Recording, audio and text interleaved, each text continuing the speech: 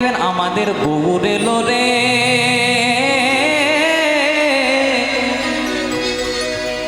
ওই না সোনার নদিয়ায় উলুধ্বনি হরির ধ্বনি নিতাই গৌর হরিব শব্দ শোনা যায় আমাদের গৌরে। গৌর এলো রে সোনার নদিয়া, উলুধ্বনি শঙ্খ ধ্বনি শব্দ শোনা যায় আমাদের গৌর এলো রে। আমাদের গৌর এলো রে সোনার নদিয়ায় উলুধ্বনি হরির ধ্বনি শব্দ শোনা যায় আমাদের গৌর এলো। উলুধ্বনি তাই গৌর হরি গৌর এলো রে আমার সোনার নদিয়ায় উলুধ্বনি শঙ্খ ধ্বনি শব্দ শোনা যায় আমাদের গৌর এলো রে। নিতাই গৌর সংকীর্তনে নেচে নেচে যায়, নিতাই গৌর সংকীর্তনে নেচে নেচে যায়। দেখো হরি নামে কৃষ্ণ নামে জগৎ মাতা, হরি নামে কৃষ্ণ নামে জগৎ মাতা। ও মা একটু হাতগুলো তোলা যাবে? যত অ্যান্টিনা তুলবেন তত চ্যানেল ধরবে। হাতগুলো তুলে গৌর এলো রে সোনার নদিয়ায় উলুধ্বনি হরির ধ্বনি শব্দ শোনা যায় আমাদের গৌর এলো। তাই গৌর এলো রে সোনার নদিয়ায় উলুধ্বনি শঙ্খ ধ্বনি শব্দ শোনা যায় আমাদের গৌর এলো রে। গৌর এলো রে আমার সোনার নদিয়ায় উলুধ্বনি শঙ্খ ধ্বনি শব্দ শোনা যায় আমাদের গৌর এলো রে। দেখো নিতাই গৌর সংকীর্তনে নেচে নেচে যায়, নিতাই গৌর সংকীর্তনে, দেখো নিতাই গৌর সংকীর্তনে নেচে নেচে যায়। কে কে তোরা নাম নিবি রে ছুটে ছুটে আয়, কে কে তোরা নাম নিবি রে ছুটে ছুটে আয়। আমাদের গৌর এলো রে সোনার নদিয়ায় উলুধ্বনি হরির ধ্বনি শব্দ শোনা যায় আমাদের গৌর এলো। তাই আমাদের গৌর এলো রে সোনার নদিয়ায় উলুধ্বনি শঙ্খ ধ্বনি শব্দ শোনা যায় আমাদের গৌর এলো রে। গৌর এলো রে আমার সোনার নদিয়ায় উলুধ্বনি শঙ্খ ধ্বনি শব্দ শোনা যায় আমাদের গৌর এলো রে। হরে কৃষ্ণ কৃষ্ণ কৃষ্ণ হরে হরে, হরে রাম রাম রাম হরে হরে। তাই হরি হরে কৃষ্ণ কৃষ্ণ কৃষ্ণ হরে হরে, হরে রাম রাম রাম হরে হরে। হরে কৃষ্ণ কৃষ্ণ কৃষ্ণ হরে হরে, হরে রাম রাম রাম হরে হরে। হরে কৃষ্ণ কৃষ্ণ কৃষ্ণ হরে হরে, হরে রাম রাম রাম হরে হরে। হরি বল হরি বল হরি বল হরি বল। তাই হরি বল হরি বল হরি বল হরি বল হরি বল হরি বল হরি বল হরি বল। বলো বলো শ্রীকৃষ্ণ চৈতন্য মহাপ্রভু কি জয়। আরেকটুকু জোরে হবে কি? জোরে হবে? হ্যাঁ জোরে দিতে হবে। জগৎগুরু নিত্যানন্দ প্রভু কি, বাহ। মহাদেব অবতার অদ্বৈতাচার্য প্রভু কি, পরম বৈষ্ণব শ্রীবাস প্রভু কি, রাধা স্বরূপিণী গদাধর প্রভু কি, আপন আপন পিতা মাতা কি, নিজ নিজ গুরুদেব কি। কীর্তন ভালো লাগছে? বাহ, খুব সুন্দর জায়গা আছে, খুব মন দিয়ে শুনবেন। কৃতে যোদ্ধায়তে বিষ্ণু ত্রেতায়ং যজতে মুখৈ দ্বাপরে পরিচর্যায়ং কলৌ তদহরি সংকীর্তনা। খুব মন দিয়ে শুনতে হবে মা। কৃতে যোদ্ধায়তে বিষ্ণু মানে সত্যযুগে ভগবানকে পাওয়ার উপায় ছিল ধ্যান করা। জয় রাধে। এদিকে এইদিকে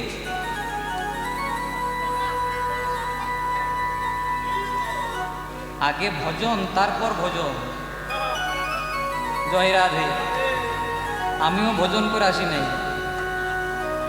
তার মন দিয়ে শুনতে হবে। আগে ভজন তারপর ভোজন, প্রথমে ভোজন করলে হবে না। হ্যাঁ, কৃতে যুদ্ধায়ত বিষ্ণু। সত্যযুগে ভগবানকে পাওয়ার উপায় ছিল ধ্যান করা। সত্যযুগের মানুষ কতদিন বাঁচত? সত্যযুগের মানুষের পরমায়ু ছিল 1,00,000 বছর। ত্রেতায়ং যাজাতে মুখই। যখন সত্যযুগ থেকে ত্রেতা যুগ এলো, ত্রেতা যুগের মানুষের পরমায়ু কত? 1,00,000 থেকে একটা শূন্য কমে গেল। কত হয় মা? 10,000 বছর। ত্রেতা যুগে ভগবানকে পাওয়ার উপায় ত্রেতায়ং যাজাতে মুখই, মানে ত্রেতা যুগে ভগবানকে পাওয়ার উপায় হলো যাগযজ্ঞ করা। দ্বাপরে পরিচর্যায়ং। যখন ত্রেতা যুগ থেকে দাপর যুগ এলো, দাপর যুগের মানুষ কতদিন বাঁচে? 10,000 থেকে একটা শূন্য কমে গেলে কত হয়? 1,000। দাপর যুগে ভগবানকে পাওয়ার উপায় সেবা পূজা করা বা পরিচর্যা করা। তাই দেখবেন নন্দরানী নন্দ রাজা সবসময় ঘৃত ছানা নবনী মিষ্টান্ন দিয়ে গোপালকে সেবা দিতেন। সেবার কথা কিন্তু আমরা দাপর যুগে পাই। আর কলিযুগ যখন এলো, কালৌ তদহরি সংকীর্তনাথ। কলিযুগের মানুষ কতদিন বাঁচে? 1,000 থেকে একটা শূন্য কমে গেল, কত হয়? 100 বছর বাঁচেন কেউ? আমাদের বাংলাতে একটা প্রবাদ আছে না, বল বুদ্ধি ভরসা 40 পেরালেই ভরসা। যেই না 40-50 পেরিয়ে যায়, সঙ্গে সঙ্গে সুগার, প্রেশার, কিডনি রোগ, হার্টের রোগ এক এক করে বাসা বাঁধে। এই করতে করতে আমাদের যাওয়ার সময়টা চলে আসে। কিন্তু এই আসা যাওয়ার মাঝে কিছু কর্ম আছে, সেগুলো আমাদেরকে করে যেতে হবে। ভগবান বললেন কলিযুগে ধ্যানও লাগবে না, যাগযজ্ঞও লাগবে না, সেবা পূজাও লাগবে না। কলিকালে মুক্তির উপায় কি না? 4 যুগে 4 ধর্ম জীবের কারণ, আর কলিযুগের ধর্ম কেবল হরি নাম সংকীর্তন। নিতাই গৌর হরি। ভগবানের 4টি ছেলে। আমাদের বাড়িতে যেমন ছেলে মেয়ে থাকে না মায়েরা, তেমনি ভগবানেরও 4টি ছেলে। কে কে একটু মিলিয়ে নিন। ভগবানের বড় ছেলের নাম সত্য, মেজ ছেলের নাম ত্রেতা, তারপরে ছেলের নাম দাপর, আর ছোট ছেলের কি নাম মায়েরা? কলি, যেগুলোকে আমরা 4টে যুগ বলি। দেখবেন মায়েরা, এক বাবা মায়ের যদি 2-3টে সন্তান থাকে, বাবা মা কিন্তু সব সন্তানগুলোকেই একদম একই রকমভাবে দেখে। কিন্তু সব সন্তানগুলোকে একই রকমভাবে দেখলেও যেটা বাবা মায়ের ছোট ছেলে, যেটাকে আমরা আদর করে কোলের ছেলে বলি, তাকে কিন্তু একটু বেশি ভালোবাসে। তার প্রমাণ কোথায়? মনে করুন মা বাড়িতে ভালো কিছু রান্না করেছে, প্রথমেই তার সব ছেলেকে সমান ভাগে দিয়ে দেয়। সব ছেলেকে সমান ভাগে দিয়ে দেওয়ার পরেও মা কিন্তু তার নিজের ভাগ থেকে একটু বাঁচিয়ে রাখে। কেন? আমার ছোট ছেলেটা তো ভালো খাবার খেতে ভালোবাসে, তাই যেই না তার দাদারা উঠে যায়, মা তার নিজের ভাগ থেকে তার ছোট ছেলেকে সেই জিনিসটা দিয়ে দেয়। তেমনি ভগবান মনে মনে চিন্তা করলেন, আমার বড় ছেলে সত্য ফার্স্ট ক্লাস ছেলে, কারণ সে ধ্যান করতে পারবে। তারপরে ছেলে ত্রেতা, সেও গুড বয়, সেও ভালো ছেলে, সে যাগযজ্ঞ করতে পারবে। তারপরে ছেলে দাপর, সেও ভালো ছেলে, সে সেবা পূজা করতে পারবে। কিন্তু আমার ছোট ছেলে কলি তো কিছু করতে পারবে না। কলি না পারবে সত্যের মতো ধ্যান করতে, না পারবে ত্রেতার মতো যাগযজ্ঞ করতে, আর না পারবে দাপরের মতো সেবা পূজা করতে। তাই মহাপ্রভু এতটা দূরদর্শী ছিলেন, আমাদের জন্য কোনো মোটা মোটা বই লিখে গেলেন না।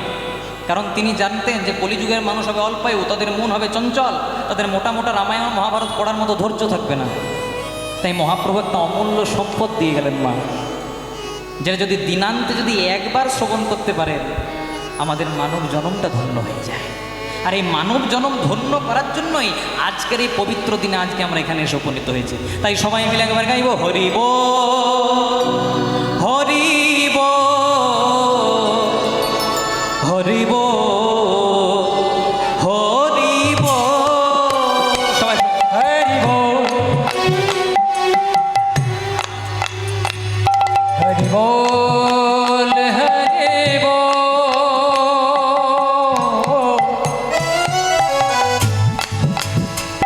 হরি বল, হরি বল, হরি বল, হরি বল, হরি বল, হরি বল, হরি বল, হরি বল। ঈশ্বর নিরাকার করুণায় অবতার ভগবান অপার করুণায় অবতার ঈশ্বর নিরাকার করুণায় অবতার ভগবান অপার তার মহিমায় ঈশ্বর নিরাকার করুণায় অবতার ভগবান লীলাময় করুণা অবতার ঈশ্বর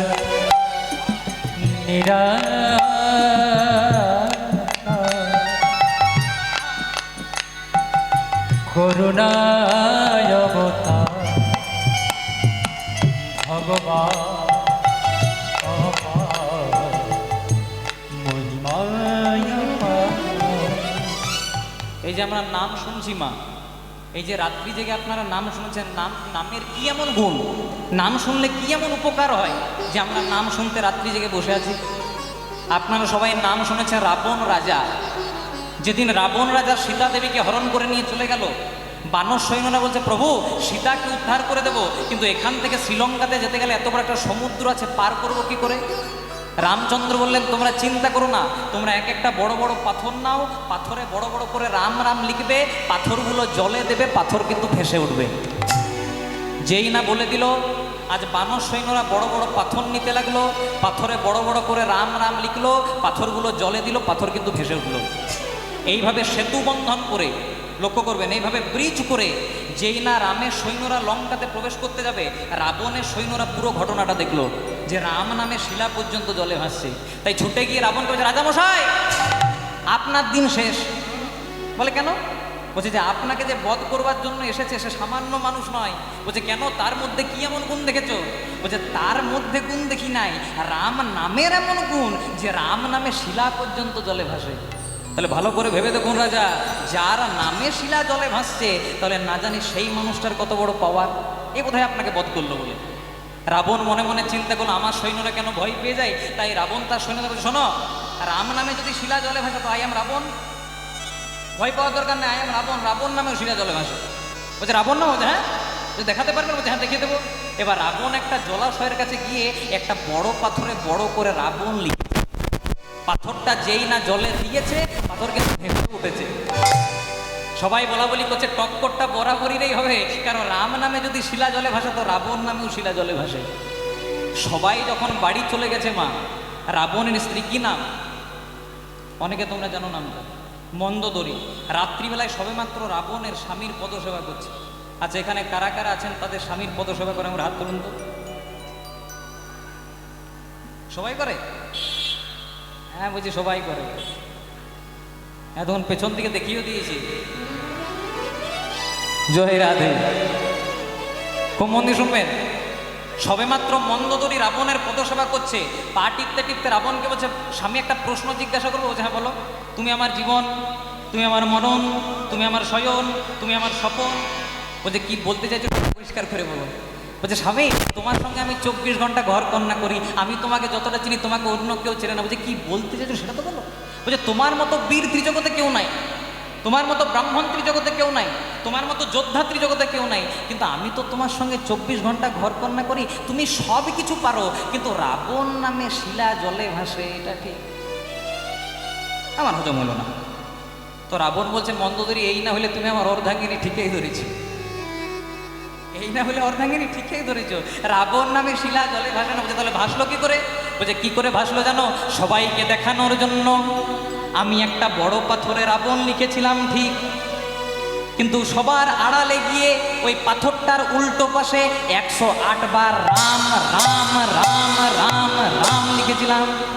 তাহলে দেখো কেমন শত্রু, যে শত্রুকে পর্যন্ত ভগবানের নাম উচ্চারণ করতে হচ্ছে। আমরা যদি একটু হাত দুটি তুলে নাম গাই তবে তো কৃপা পাবো। সবাই মিলে গাইব হরি বল হরি বল হরি বল হরি বল, হরি বল হরি বল।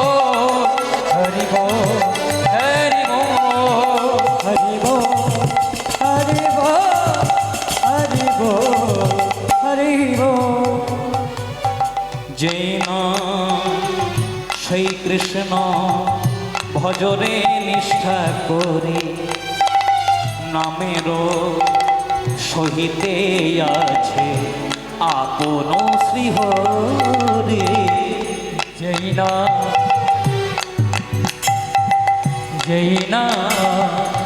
সেই কৃষ্ণ ভজরে নিষ্ঠা করি নামেরও সহিতে আছে আপনি শ্রীহরি।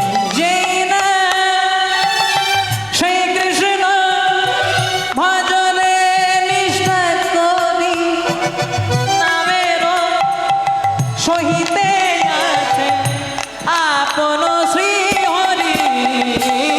যেই না সেই কৃষ্ণ আস্তে জয় রাধে। দেবেন যখন কোথাও মোড়া নিয়ে যায় পেছনে কি বলে? বলো হরি হরি বল, বলো হরি হরি বল, বলো হরি হরি বল। কেন এখন তো অনেক নতুন নতুন গান বেরিয়েছে, বাদাম বাদাম কাঁচা বাদাম, জয় রাধে, ছি ছি ছিরে নুনিছি। কেন যখন মোড়া নিয়ে যায় এই গানগুলো তো করতে পারে, কিন্তু করে না কেন? যদি আমার মতো মূর্খ ব্যক্তিকে প্রশ্ন করেন আমরা কি বলবো? না বাপ ঠাকুরদার আমল থেকে শুনে আসছি তাই এইটাই চলে আসছে। কিন্তু যারা প্রকৃত ভজন রসিক ভক্ত, যারা প্রকৃত কৃষ্ণ পিপাসু ভক্ত, তাদেরকে যদি প্রশ্ন করা হয় যে শেষ যাত্রার সময় হরিনাম কেন করা হয়, তারা কি বলবে? যে আজ বলবো কাল বলবো করতে করতে আমাদের এই বদনে হরির নাম বলা হয় নাই। ওই মায়ার জগতে থাকতে থাকতে আমার ছেলে, আমার মেয়ে, আমার বাবা, আমার মা, আমার শ্বশুর, আমার শাশুড়ি, এই করতে করতে আমাদের দিনটা চলে গেছে। কিন্তু যখন যাওয়ার সময় হয়ে গেছে আমাদেরকে এই যাওয়ার পথটা পরিষ্কার করার জন্য এই নামটা আমরা গাই।